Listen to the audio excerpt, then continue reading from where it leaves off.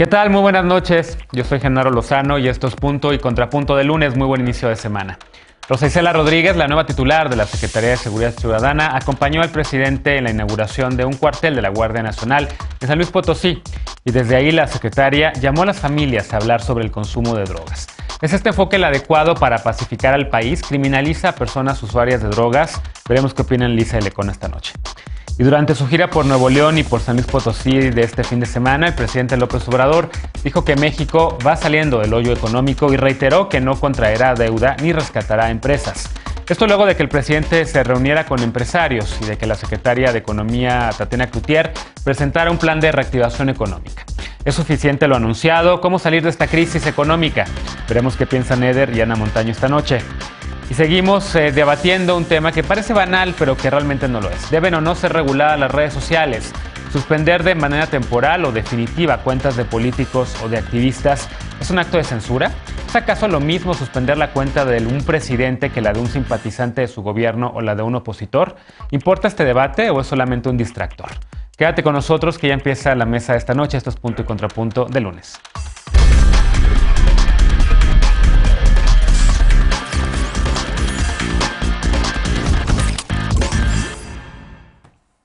En gira por San Luis Potosí para inaugurar instalaciones de la Guardia Nacional, el presidente López Obrador habló de la reforma constitucional que impulsó y permitió a las Fuerzas Armadas participar en tareas de seguridad. Tanto el presidente como la secretaria de Seguridad Pública, Rosa Isela Rodríguez, dijeron que el combate al crimen organizado no puede ser solamente responsabilidad de las fuerzas de seguridad y llamaron nuevamente a las familias a hablar con los menores, señalando que el consumo de drogas hace más fuerte el crimen organizado y que daña a México. Veamos el contexto.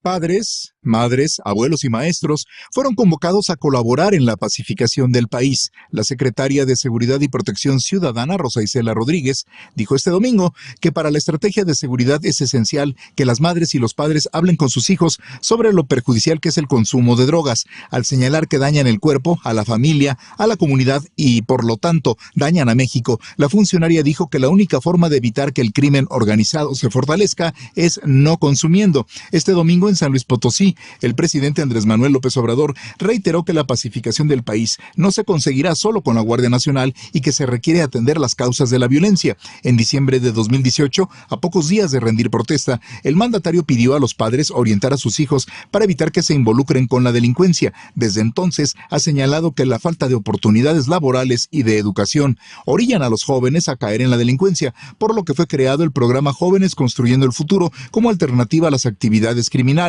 También dijo que es indispensable que en estos tiempos el Ejército y la Marina ayuden a garantizar la paz y la tranquilidad haciendo labores de seguridad pública. Añadió que por eso se reformó la Constitución y se creó la Guardia Nacional. Según información oficial, en el país hay desplegados más de 319,000 elementos, 100,000 de la Guardia Nacional, 165,000 de la Sedena y 53,000 de la Marina. Punto y contrapunto. Primer tema a discutir esta noche de lunes y como cada lunes y miércoles, Lisa Sánchez, directora general de México Unido contra la Delincuencia. ¿Cómo estás, querida Lisa? Buenas noches. Muy bien, querido Genaro. Buenas noches a todas y a todos. ¿Cómo están? Alfredo Lecona, activista y analista. ¿Cómo estás? Muy bien, querido Genaro. Buenas noches a todas y todos. Eder Guevara, fundador de Morena y antropólogo. ¿Cómo estás, Eder? Noches. Bien, gracias. Hola, Genaro. Y hoy nos acompaña de nueva cuenta Ana Montaño, directora de Desarrollo Social en la Alcaldía Miguel Hidalgo y amiga de este espacio. ¿Cómo estás, Ana? Hola, buenas noches, mucho gusto estar acá. Bueno, empiezo contigo, Lisa. Tu tema, evidentemente, violencia, prevención del delito, drogas, política de drogas y demás. Evidentemente, en un fin de semana muy movido, entre otras cosas, por supuesto, por la noticia del presidente que reveló y nos dio a conocer a toda la población, pues que tiene un contagio, salió positivo a COVID-19 y desde aquí va un abrazo muy fuerte y deseamos todos en este espacio que tenga una pronta recuperación. Pero evidentemente también en este acto hubo pues la presencia de la nueva titular de Seguridad Pública y Ciudadana, quien también, por cierto, ya convaleciente de COVID, pues es de los primeros actos en donde habla, en donde sabemos quién es, qué opina, y menciona esta frase de las familias tienen que hablar con sus hijos, con sus menores sobre drogas. Otra vez este enfoque, digamos, es criminaliza a las personas usuarias. ¿Cómo lo ves? Híjole, hay que diseccionarlo esto como Jack el Destripador e ir por partes. Evidentemente hay ciertas cosas dentro de ese discurso que no podemos desechar, como la necesidad de que al interior de todas las familias se hable del tema del consumo de drogas desde una perspectiva de ciencia, de confianza a los individuos, de apoyo, de búsqueda de redes de contención, de minimización de riesgos y daños, pero entendiendo específicamente pues lo que hemos repetido en este espacio muchas veces, ¿no? Que el consumo de drogas no es igual a la adicción a las drogas o al abuso de las drogas, y que muchas veces pues habrá chavos, chavas, personas adultas que querrán experimentar, y eso no los hace de ninguna manera ni personas malas, ni personas criminales, ni tampoco personas necesariamente en búsqueda o en requerimiento de algún tipo de intervención de salud, ya sea de salud física o de salud mental. Ahora, habiendo dicho eso, creo que la propia secretaria lo que hace en su discurso pues es caer un poco como en las principales mentiras sobre las que se funda el prohibicionismo de las drogas, ¿no? Ella habla del consumo de drogas y dice que el consumo de drogas alimenta la violencia.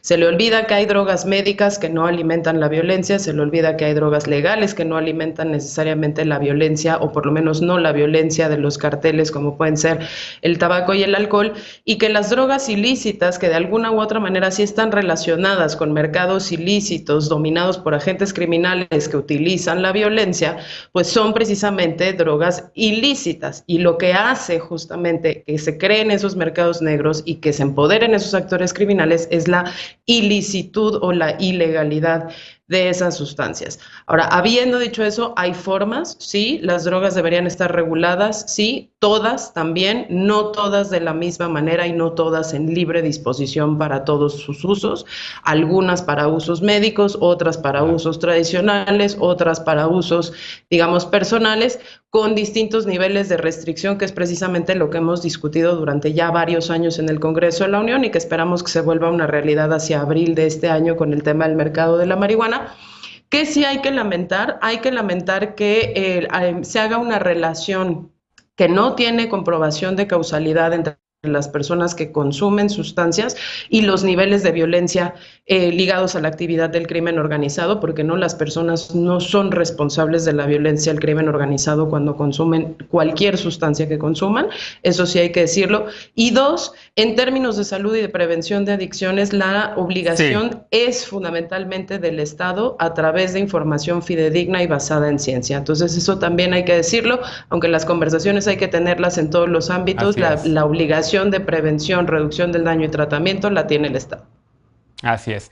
¿Cómo lo ves, Eder? Tema, evidentemente estamos esperando que en efecto en esta primavera finalmente avance por lo menos cannabis, pero no es la única droga que a quienes impulsamos la regulación del mercado, a quienes impulsamos otra estrategia para combatir la violencia en el país, pues que incluya también, como bien mencionaba Lisa, pues todos los tipos de drogas. ¿Cómo viste este encuentro del presidente con la secretaria y ese llamado a las familias? El encuentro, bien, es necesario que se comiencen a generar esquemas ya de coordinación entre el presidente y la secretaria Rosa Isela, ahora que ella ya sale de la convalecencia por el COVID, que le dio muy, muy fuerte, ahora es el presidente el que tendrá que estar en cuarentena. Y yo creo que, bueno, suscribo lo que Liz acaba de decir. Todavía hay un problema que creo que es muy generacional y de comprensión de no solamente de la terminología, sino de la complejidad que implica diferenciar entre el consumo y la dependencia a las drogas, y también diferenciar, hay un montón de casos que donde efectivamente para las atrocidades que los grupos del crimen organizado cometen, muchas veces lo hacen bajo el influjo de alguna droga, pero eso no es el problema, eso no es lo que genera la violencia. El problema de fondo es que existen los grupos del crimen organizado, y en muy buena medida existen porque hay una lógica prohibicionista, como bien dijo Lisa. Entonces, estoy totalmente de acuerdo en el llamado que hace la secretaria de que se establezcan diálogos en las familias. Qué bueno que desde el Poder Ejecutivo hoy se estén hablando de esos temas, pero no de que se criminalice el consumo de sustancias y que se considere que ese es el origen de todo el problema, porque supongamos en un imaginario muy lejano que se resuelve el consumo de drogas y se erradica por completo el consumo de drogas, cosa que no va a suceder, pero imaginémosle, igual no va a resolverse el problema de la violencia porque ese no es el origen. Creo que sí hace falta que tanto que el Poder Ejecutivo en general, pero sobre todo la Secretaria de Seguridad Ciudadana, adquiera una perspectiva de juventudes más actualizada y también en torno al tema de drogas. Sí, hay que abrir un poco el panorama y creo también que las críticas que se han hecho a esta regulación de la cannabis de la que hablabas ahorita, Genaro, Sí, eh, sigue siendo atravesada por una lógica de criminalización justo por esa falta de entendimiento que se ve reflejada ahora en el discurso de la secretaria, pero sí tendríamos, no sé, que estar buscando estrategias para bien. sensibilizar a quienes están tomando decisiones sobre que no es lo mismo consumir que ser dependiente a una droga. Claro. Bien menciona Eder Alfredo el tema de que, en efecto, en muchas ocasiones se ha criminalizado a quienes usuarios de drogas y que incluso algunos, no dijo Eder algunos funcionarios, pero en efecto, si uno revisa, no nada más en este sexenio, sino también sobre todo en los anteriores, ha habido muchas declaraciones de muchos funcionarios diciendo que los presuntos criminales estaban drogados o cosas así, ¿no? ¿Cómo ves tú este lenguaje de la Secretaria de Seguridad Pública y Ciudadana de hablar con las familias sobre estos riesgos? ¿Hay un cambio o no? ¿Has observado tú un cambio, digamos, en este gobierno en ese sentido o siguen con la misma política y la misma actitud? Siguen con la misma política, con la misma actitud y van alimentando precisamente este discurso del que hablas, donde se pretende instalar una narrativa en que afirma que la mayoría de las personas que participan en enfrentamientos con el crimen organizado o del crimen organizado con las Fuerzas Armadas o las fuerzas de seguridad están bajo los efectos del alcohol o las drogas. Lo dijo el propio presidente López Obrador en una de las cosas que personalmente pregunté a presidencia para ver qué sostenía esa afirmación y pues no tienen datos que lo sostengan, porque a este gobierno le gusta así avanzar y hacer las cosas sin evidencia y soltar este tipo de diagnósticos sin evidencia. Dijo el 26 de febrero del año pasado que el 60% de los que pierden la vida en enfrentamientos se demuestra que están bajo los efectos de las drogas o el alcohol, pero fundamentalmente de las drogas, decía el presidente. Y la verdad es que en un gobierno tan vertical, y si hablamos de la Secretaría de Seguridad que pertenece a ese gobierno vertical, que obedece a ese gobierno vertical, pues solo estamos viendo el reflejo de lo que decidió este gobierno emprender como una campaña supuestamente para la pacificación. En la vertiente relativa con las drogas, con consumo de drogas, pues la campañita esta del esnable de CONADIC en el mundo de las drogas no hay un final feliz. Y entonces, lamentablemente, vamos a seguir hablando de esto cada que un funcionario que tenga algo que ver con ese plan de seguridad, que no lo es, que no se está construyendo, empiece a alinearse justo a esa narrativa que no va hacia donde nos han dicho Lisa y Eder esta noche. Y la verdad es que es muy triste porque el proceso de pacificación debería de partir por esto, por lo que originó la guerra, por esta estigmatización, esta criminalización absurda de las drogas sin evidencia.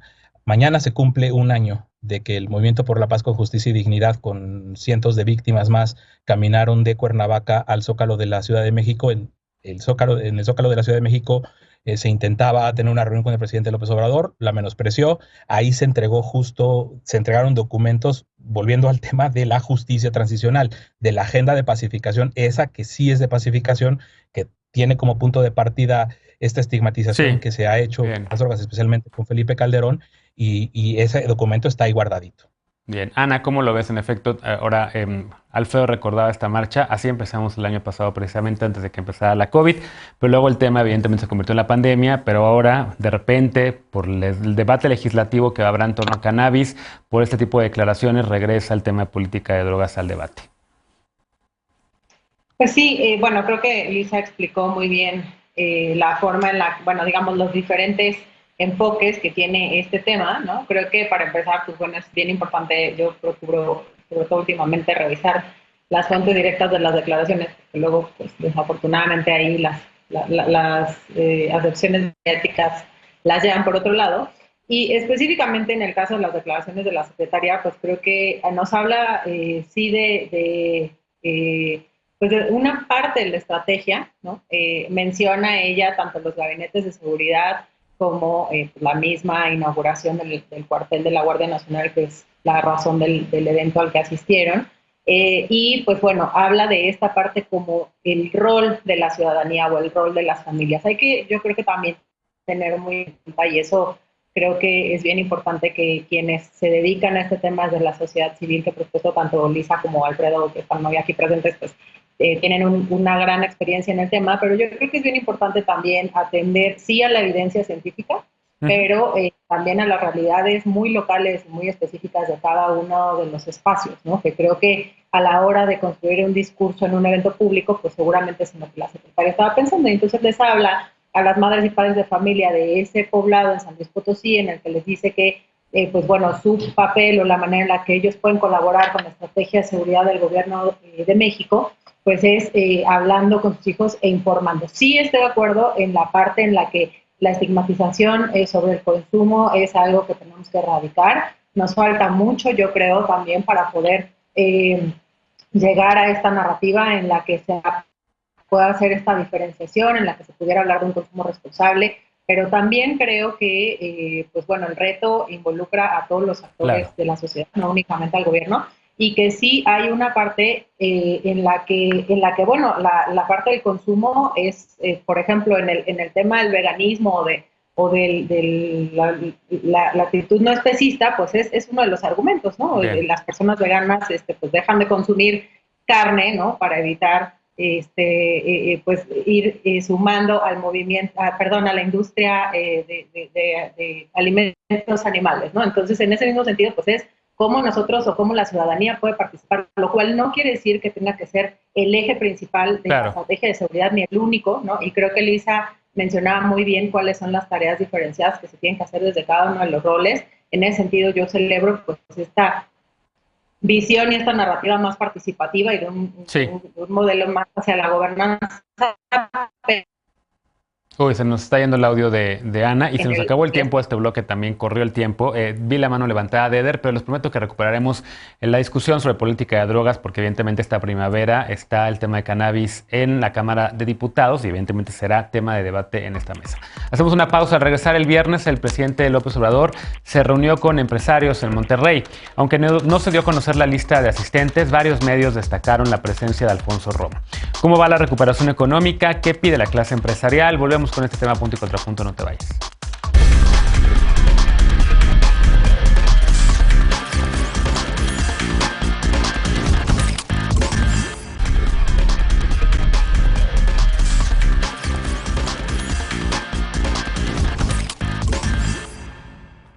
Estamos de regreso en Punto y Contrapunto. El viernes pasado, luego de hablar con el presidente de Estados Unidos, Joe Biden, desde Monterrey, el presidente López Obrador se reunió con un grupo de empresarios y ahí se abordó el tema del empleo. ¿Quiénes estuvieron en la reunión? La verdad, no lo sabemos. La única información oficial fue un tuit publicado por la titular de Economía, Tatiana Cloutier. En algunos medios se ha informado que el Ejecutivo Federal y los empresarios harán un plan para recuperar puestos de trabajo. Veamos el contexto. La recuperación del empleo fue uno de los temas que abordó el presidente Andrés Manuel López Obrador durante una reunión con empresarios que tuvo este viernes en Monterrey.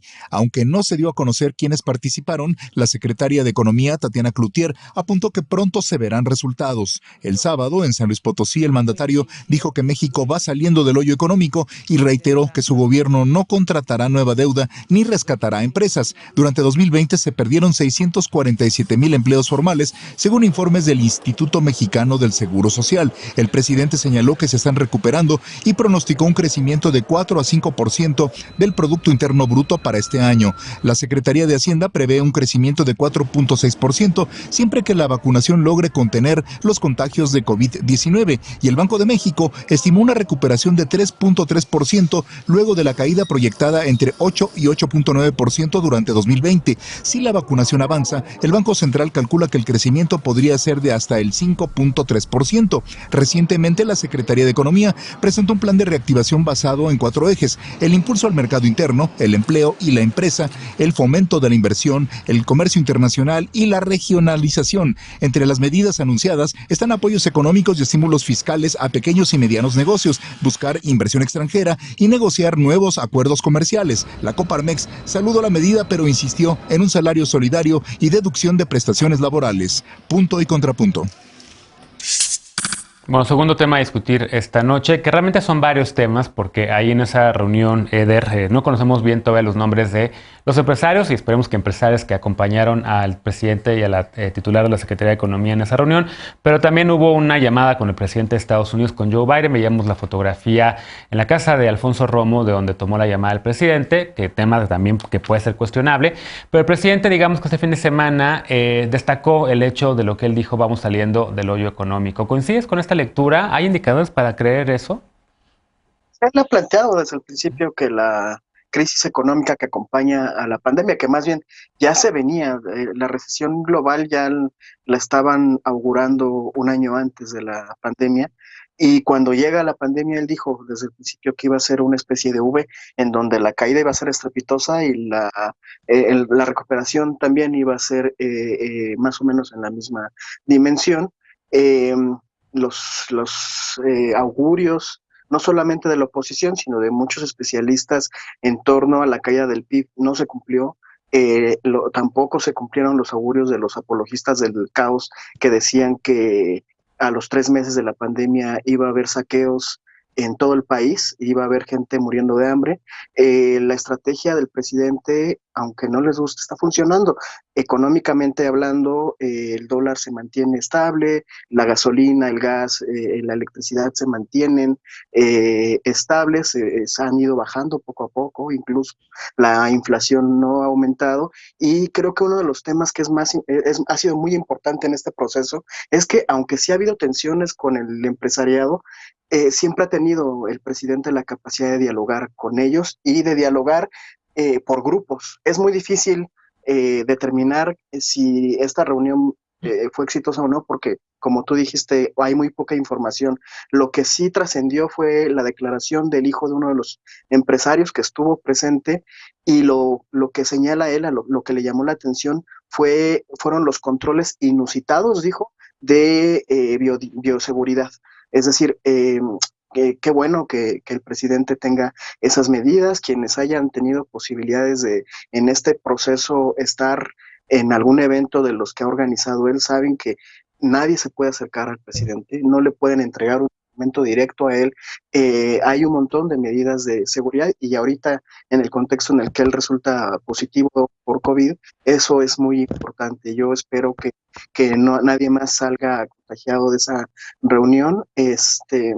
Y por último, nada más señalar lo que quería decir en el bloque pasado, que sí.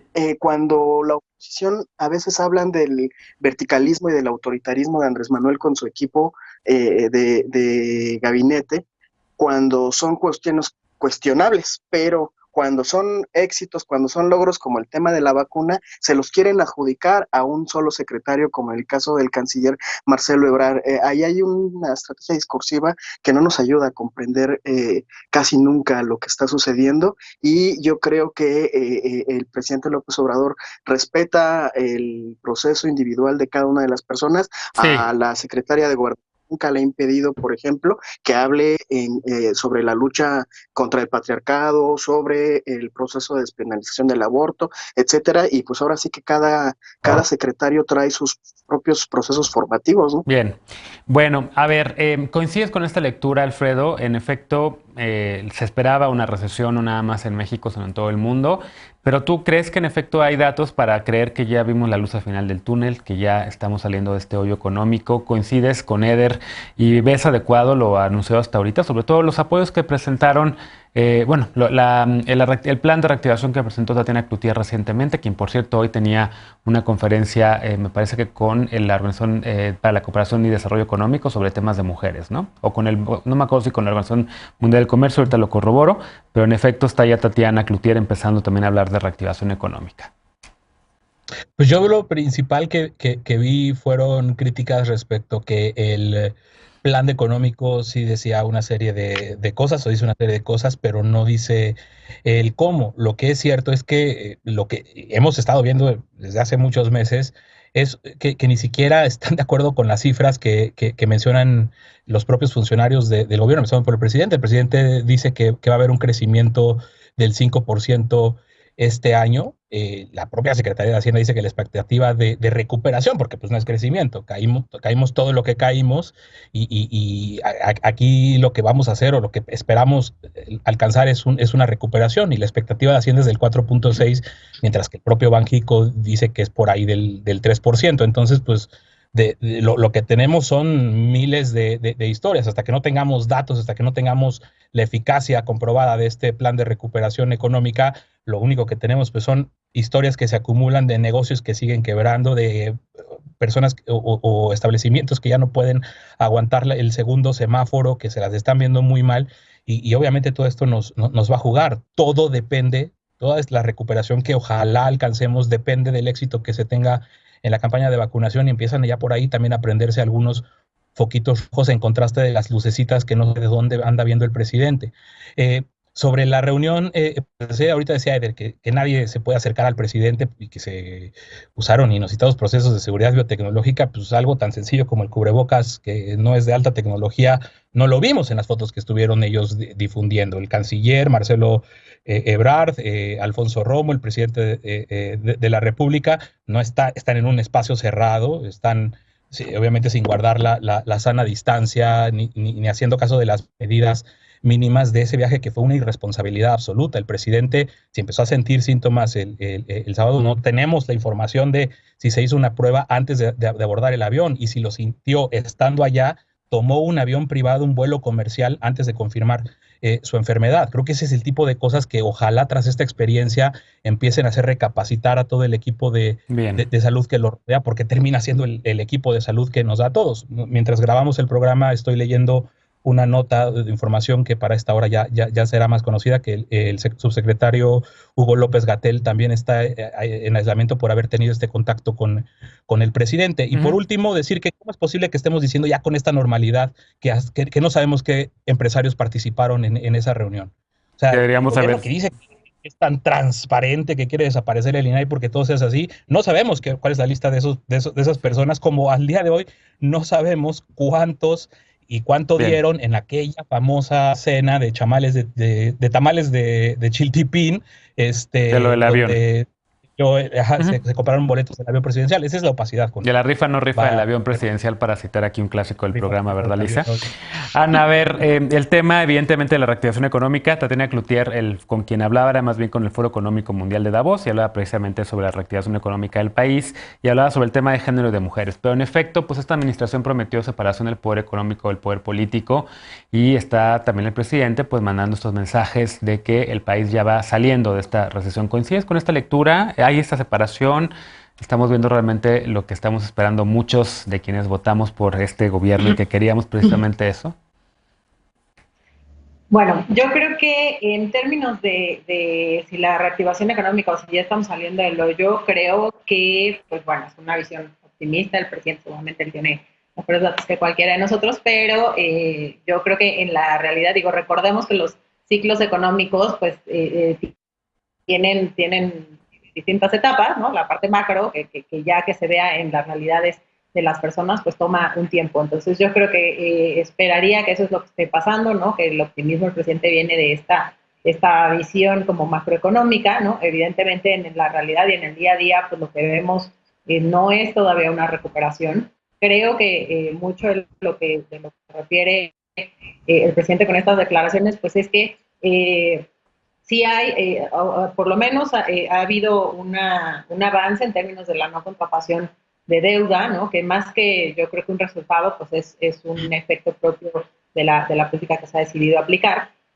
Y pues yo creo que lo que es muy importante, es bien difícil ahí de repente como tener contenta a la oposición en este tema, en todos, en este en particular, porque, pues bueno, por un lado sí, efectivamente, y por supuesto es la bandera de la cuarta transformación, la separación del poder político y el poder económico, Pero también es cierto que, pues bueno, cualquier acto de imposición o de regulación gubernamental, pues se toma como un acto comunista, ¿no? O en este sentido. Entonces, bueno, yo creo que ahí es donde tiene que haber un balance muy importante y creo que es lo que el equipo del presidente y él mismo han estado tratando de solventar, y pues que efectivamente para poder incentivar la inversión tanto extranjera como nacional, pues se requiere generar un clima de confianza, ¿no? Que yo creo que es mucho de lo que se ha estado trabajando, si lo vemos desde una visión un poquito como más estratégica, ¿no? En ese sentido de la política económica, pues bueno, que sí, efectivamente, quienes tenemos una visión de izquierda y sobre todo la regulación del mercado, pues podemos no estar completamente de acuerdo con muchas de las decisiones a corto y a mediano plazo, pero también creo que es importante ver el panorama completo en ese sentido. Bien.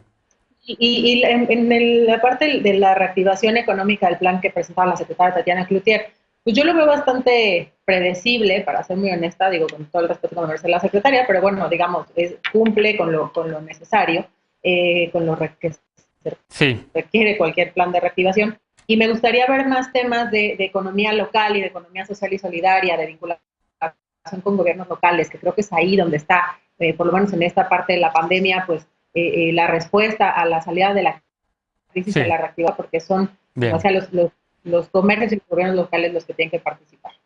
Finalmente, Lisa, ¿cómo ves este tema de la reactivación económica, separación del poder económico del político, la transparencia o no de quiénes se reunieron con el presidente? ¿Por dónde quieres empezar?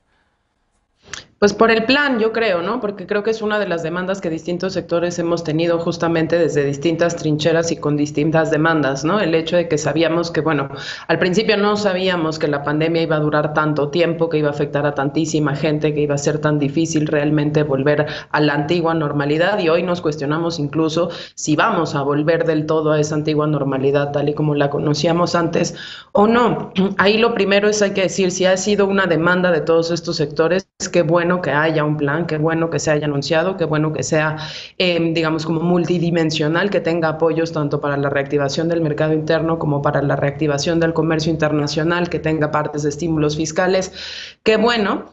Evidentemente, cuando conozcamos más detalles, vamos a ver si eso va a estar correctamente dirigido a las personas que más lo necesitan o no, porque a mí una de las cosas que más me llamó la atención es que justamente, si bien sí ha habido recuperación en algunos sectores, parecería estar muy focalizados en aquellos que están relacionados con los temas de exportación. Entonces no es un tema justo de fortalecimiento del mercado interno. Qué bueno que este plan lo contenga, porque parecería que lo que nos está llevando es justamente la demanda de bienes mexicanos y de mano de obra mexicana para la facturación de otros bienes en otros lugares, y que se veía muy reflejado en la recuperación del empleo, sobre todo en la zona libre, ¿no? En la frontera norte, versus pues ahí, digamos, como detalles un poquito más específicos de cómo está la pérdida de empleo en el resto del país y particularmente en la zona sur, que siempre ha sido una zona sumamente golpeada por la pobreza y la marginación, y habría que entonces ponerle más bien ahí sí un zoom regional.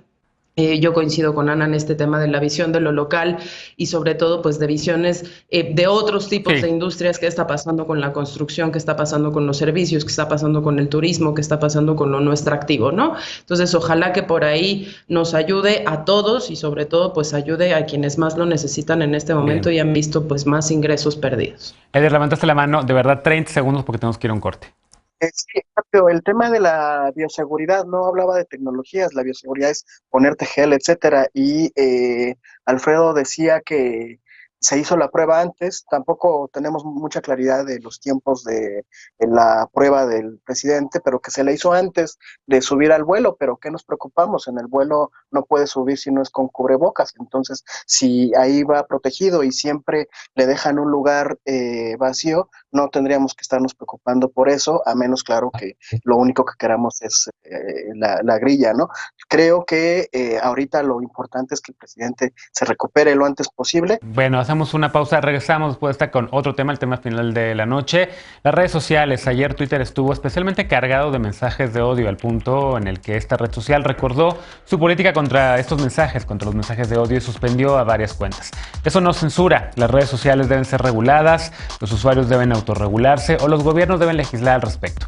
Veremos qué opina la mesa de los lunes cuando regresemos a Punto y Contrapunto para el último tema de la noche. No te vayas.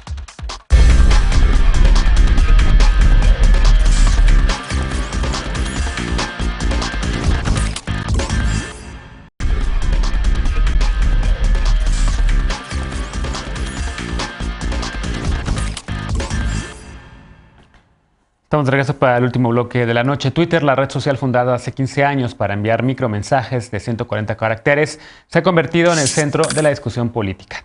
Desde que decidió junto con Facebook suspender las cuentas de Donald Trump, el expresidente de Estados Unidos, la discusión sobre si estas empresas pueden o no eliminar o bloquear a usuarios se ha reavivado. La discusión empezó incluso antes de que Trump iniciara su mandato y usara estas plataformas como su principal medio de comunicación. Por ejemplo, la ONU documentó que el gobierno birmano utilizó redes sociales para convocar al genocidio contra la minoría musulmana de los rohingyas. Y en México, muchos todavía recordamos el ataque de los llamados Peñabots, cuentas simuladas y automatizadas dedicadas a apoyar a Enrique Peña Nieto desde su campaña por la presidencia. Este fin de semana, los aires del odio se potenciaron en Twitter México, primero cuando algunas cuentas de seguidores y promotores de la llamada 4T fueron suspendidas y después tras darse a conocer que el presidente López Obrador tiene SARS-CoV-2. Twitter publicó un mensaje advirtiendo contra el comportamiento abusivo que promueva, incite o exprese el deseo o esperanza de que una persona o grupo de personas se mueran, sufran daños físicos graves o se vean afectadas por enfermedades severas. Y suspendió varias cuentas. ¿Es esto una medida de censura o la red social como empresa privada tiene derecho a poner límites sobre su uso? El jueves pasado discutíamos ya sobre los efectos de estas medidas y si los gobiernos deben o no empezar a regular a las plataformas sociales, como han propuesto varios países, incluido el presidente López Obrador, quien dice que quiere llevar el tema al G20. A ver, empiezo contigo, Lecona, que tú has sido alguien un usuario muy intenso de redes sociales, también te has metido en estas discusiones. Ahorita hay una, sobre todo, dado el tema de la salud del presidente, por ahí un médico que puso un tuit pues prácticamente con información terrible. Twitter lo suspende y de repente le regresan su cuenta a él sí, pero no le regresan la cuenta a algunas personas simpatizantes del presidente López Obrador. ¿Cómo ves este tema? ¿Es censura? ¿No es censura? ¿Qué debería pasar? El primero, yo optaría por delimitar muy bien el tema. Hay muchas fronteras entre libertad de expresión, sí, entre si las plataformas están correctamente reguladas o se están autorregulando y demás. Hay que delimitarlo porque ahorita hay muchos elementos para poder dar una muy buena discusión y tener un debate nacional serio de cuál es la realidad a la que queremos avanzar respecto a las plataformas, respecto a la libertad de expresión que efectivamente se ejerce en las mismas y todos estos aspectos que son propiamente una parte muy importante del futuro. La conversación pública desde hace ya años está instalada hasta en lo oficial en las comunicaciones que hacen políticos, líderes del mundo, activistas, personas comunes y corrientes, cualquiera como nosotras y nosotros que puede acceder a esta conversación con el simple hecho de tener una cuenta. Y la discusión creo que está en dos niveles para poder hacer esta delimitación. Una, la responsabilidad personal que tenemos para cuidar Twitter, para cuidar un poco estas plataformas, porque ahí está la oportunidad siempre de denunciar las conductas indebidas. Yo no sé si aquí alguien ha alguna vez denunciado alguna cuenta. Ahí están las reglas de Twitter, ahí están las opciones para poder hacer la denuncia sobre el uso abusivo que se puede hacer sobre las plataformas o sobre las reglas que tiene Twitter, que no son ni cerca de ser perfectas. Quiero dejar eso absolutamente claro. Esto no es un aplauso a la forma en la que la conversación se desarrolla y las reglas actuales de Twitter. Falta muchísimo, pero la responsabilidad de lo que uno publica, Twitter no se hace responsable en primera instancia. Sí. Tampoco se hace responsables de la remoción de cuentas. Ahí hay una ambivalencia que de hecho está consignadísima en lo que se llama la Decency Act de Estados Unidos, que, ojo, importamos con el TMEC. Han estado pasando muchas cosas que a mí me sorprende, todas estas personas que acusan de censura a Twitter y que supuestamente están defendiendo la libertad de expresión porque ahora relacionan la suspensión de cuentas con un ataque de la plataforma porque es panista, que es una absoluta ridiculez. ¿Por qué no han alzado la voz o por qué no hemos alzado la voz con cosas que ya se han aprobado en esta legislatura que fomentan la censura en Internet, como la iniciativa de derecho al olvido de Ricardo Monreal, o qué tal las normas para violaciones de derecho de autor que ya fueron aprobadas por este gobierno con el pretexto, por esta legislatura, con el pretexto del MEC? Entonces, creo que para poder dar una conversación que tiene que ver con derecho a la información, con libertad de expresión, hay que ejercerla y hay que decirlo de forma responsable. El presidente tampoco ha jamás condenado los ataques que hacen sus simpatizantes, porque siempre nos meten la narrativa que quienes lo atacan son bots, quienes lo defienden es el pueblo bueno que está consciente. Ana, ¿por dónde le entras tú a este debate? ¿Es censura o no es censura? ¿Qué debería de pasar? ¿Y qué decir también de esas iniciativas que ha presentado Morena? Digo, sí, es un debate complejo, sin duda, y que tiene como muchas aristas igualmente, pero también, como bien ya mencionaba, CONAPS es un debate que lleva muchos años, y no solamente en México, sino a nivel global. Es un tema complicado, pero yo creo que en términos generales, pues los límites, digamos, están claros pues en los mismos tratados internacionales, en una serie de convenciones, en las leyes, en la Constitución, etcétera, ¿no? Porque el límite de la libertad de expresión es el discurso de odio, punto, ¿no? O sea, yo creo que ahí es donde tanto las redes sociales, que efectivamente no son parte del, es decir, no son un bien público, son un bien privado, pero que están dentro del espacio público, pero esto ya también está discutido, debatido y regulado por digamos, todo el tema de medios de comunicación tradicionales, ¿no? En ese sentido, ¿no? Tanto los medios de comunicación ocupan el espacio público y forman parte de la conversación pública, y además, pues digamos, generan conversiones de interés público, ¿no? Lo mismo con las redes sociales, nada más habría que, creo que, pues adecuar un poco estas legislaciones hacia las nuevas tecnologías, y que efectivamente eso ya también está regulado en términos de que bueno, pues las reglas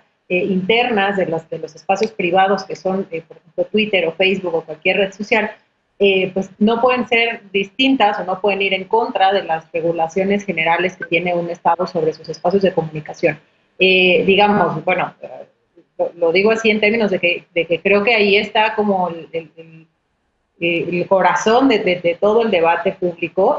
Por supuesto, ya en el desarrollo del mismo, pues hay un montón de aristas que revisar, y aparte está, creo, un debate o una discusión acerca de la realidad actual o de lo que ha sucedido en los eventos recientes en México, ¿no? Creo que efectivamente hay una diferencia importante entre las distintas razones por las cuales Twitter ha cancelado cuentas, ¿no? Una es acerca del discurso de odio, que es el tema que veíamos el fin de semana con el anuncio de la enfermedad del presidente, y otra muy distinta, pues bueno, es esta parte que hablan de cuentas que están, que son los señalamientos que hace Twitter, de cuentas que están respaldadas por seguidores que son, cual también es súper debatible, también podrían ser bots sembrados, también tendríamos que tener pruebas fehacientes de Twitter de que esto está haciendo, a quienes sí, a quienes no, claro, cuál es el límite que tienen, ¿no? Porque seguramente todas y todos tenemos seguidores bots, pero cuál es el límite o cuál es el porcentaje que se permite y cuál no.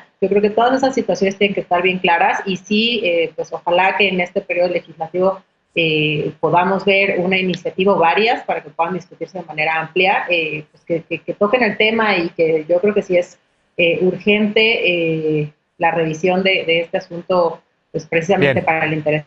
Lisa, ¿cómo lo ves? ¿Es urgente o no una legislatura que se revise este tema? ¿Un parlamento abierto para hablar de redes sociales y cómo regularlas o no? Y digo, ya me río lo de parlamento abierto, porque pues ya sabemos lo que ha pasado con los parlamentos abiertos en estas legislaturas. Mira, con todo el rezago legislativo que tenemos y todos los temas preponderantes que se vienen en año electoral, no sé si nos va a alcanzar el tiempo para el Parlamento abierto, pero sin duda alguna sí es un debate que hay que tener. Y yo lo que quería era ocupar estos segundos de este espacio como para traer al conocimiento de la gente una cosa que me encontré justo haciendo la investigación sobre el tema, que son los principios de Santa Clara para la transparencia y la rendición de cuentas en la moderación de contenidos, justamente en este tipo de plataformas. Y me pareció interesantísimo de entrada porque la manera en la que está fraseado, me parece que son los términos correctos del debate. Justamente no es si es censura, si no es censura, si es un ataque directo contra una ideología o una cosa política, sino que hay plataformas a través de las cuales compartimos contenidos, y que esas plataformas, en tanto que privadas, con acuerdos individuales y privados de aceptación de términos y condiciones con cada uno de sus usuarios, moderan ese contenido. ¿Y cuáles son entonces estos tres principios de Santa Clara para la transparencia y la rendición de cuentas en esta moderación de contenidos? Justamente para evitar las suspicacias de censura, de manejo político, de contenidos dirigidos o cargados de significado o de orientación o de movilizaciones falsas. Primero, dicen ellos, números, ¿no? Y cuando digo ellos, son todas las organizaciones y centros de pensamiento y academia que se dedican a este tema de la comunicación digital, ¿no? Y dicen números, las compañías que están moderando estos contenidos siempre tienen que publicar cuántos posts fueron los que removieron, cuántas cuentas fueron las que temporalmente o permanentemente deshabilitaron, contra qué guías de contenidos, por qué razones. Lo segundo es avisos a las personas a las que les está suspendiendo o bajando esa información, con las razones también por las cuales les estás removiendo esos contenidos, les estás quitando temporalmente sus cuentas o de manera permanente sus cuentas y las estás impidiendo continuar en esa moderación de contenidos. Y el tercero es una manera de que las personas puedan justamente apelar esas decisiones de moderación de contenidos, ¿no? Procesos muy transparentes, muy claros y sobre todo muy oportunos, es decir, rápidos, en donde la persona pueda decir a través de un canal muy conocido, no estoy de acuerdo, porque, y entonces se diriman precisamente pues esos conflictos en la moderación para que la conversación pueda seguir, ¿no? Y entonces, habiendo dicho eso, creo que, bueno, ese es un poco el debate en el que estamos dando. Tenemos los números, tenemos los avisos, tenemos la manera de apelar estas cosas, sí o no, y sobre todo, pues si esos términos y condiciones son los claros y si todos los estamos respetando también, porque hay una parte de responsabilidad en el usuario sobre los contenidos que postea. Y salud. A ver, ¿cómo lo ves, Eder? Y si en efecto es que hay como polvito, entonces, bueno, pues uno aquí estornuda. ¿Cómo lo ves, Eder? El tema del debate de las redes sociales, que sin duda sigue generando ruido. Algunos colegas, amigos, amigas también se han quedado sin sus cuentas por postear temas. Twitter de repente decía, a ver, ellos estaban utilizando o divulgando fake news y de repente otras personas no. ¿Por qué ocurre esto? ¿Cómo lo ves? La convocatoria de Fernando Galicia, un amigo que ha estado aquí en el programa, nos dimos a la tarea de denunciar 100 tweets que abiertamente son tweets de odio, amenazas de muerte hacia el presidente López Obrador o hacia ciudadanas, ciudadanos, que hasta la fecha se mantienen en la red. Las cuentas de Lobrega, Chairo Noir, Rey Tuitero y de mi querida Miriam Jung fueron dadas de baja sin aviso previo, que es uno de los criterios que ahorita Lisa nos compartía, y fueron dadas de baja bajo la presunción de que sus cuentas estaban infladas con bots.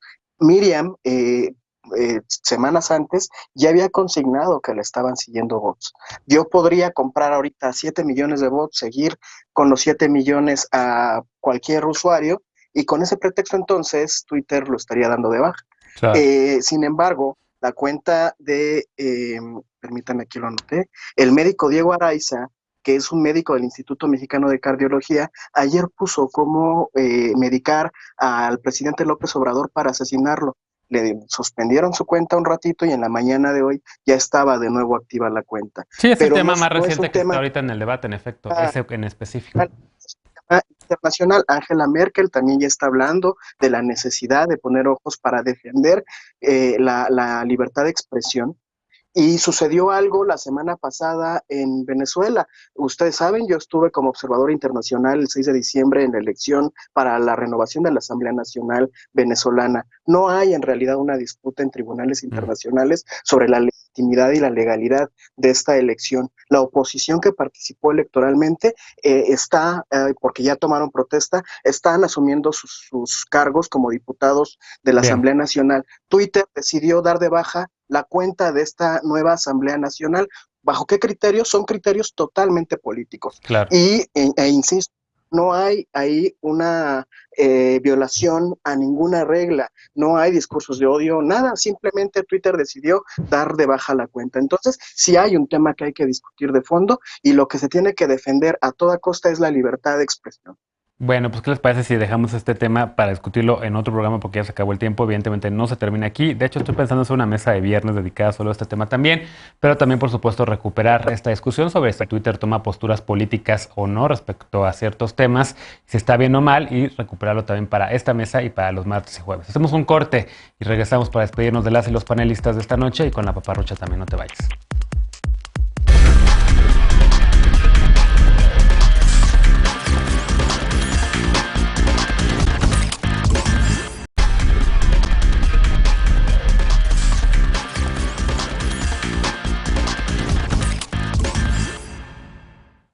Vamos ahora con la paparrucha de esta noche. Es cierto que Naciones Unidas, la ONU, dio a conocer una lista de contratos de compras de vacunas contra la COVID-19. Durante el fin de semana circuló en redes sociales la paparrucha, la noticia falsa, la fake news de que la Organización de las Naciones Unidas publicó un listado de países que ha firmado contratos para adquirir vacunas y que México no está supuestamente en esa lista. Esto es completamente falso. La ONU no dio a conocer ninguna lista. Lo que informó la Organización Mundial de la Salud, la OMS, es la firma de un contrato con Pfizer-BioNTech por 40 millones de dosis de vacunas. Con esto, la OMS, la Organización Mundial de la Salud, podrá distribuir estas dosis mediante el mecanismo COVAX entre los países con menos recursos. El acuerdo, además, abre la puerta a los países que quieran donar vacunas desarrolladas por esta farmacéutica. Los contratos que firma cada país con las farmacéuticas son privados y, de hecho, el secretario de Relaciones Exteriores, el canciller Marcelo Ebrard, dio a conocer que no se podían dar a conocer los contratos a petición de las mismas empresas. Según el canciller, estas restricciones son las mismas para todos los países que han firmado contratos de compra de vacunas. No se puede dar a conocer el contenido de estos acuerdos, así que ojo con la desinformación y sigue cuidándote con las medidas básicas que ya conoces. Lávate las manos, mantén la sana distancia, utiliza un cubrebocas si vas a salir, si te vas a subir a un avión, si vas a estar en espacios cerrados. Y recuerda que si todavía puedes, siempre que puedas, quédate en casa, cuídate y cuida a quienes más amas. Gracias Lisa, gracias Eder, gracias Ana, gracias Alfredo. Hoy venían 3 de rojo, era Red Monday como me dijeron en el chat, ya no nos pusimos de acuerdo, pero para el próximo lunes igual y sí. Nos vemos el miércoles por acá con ustedes. Gracias por habernos acompañado esta noche, soy Genaro Lozano, descansa, bonita noche.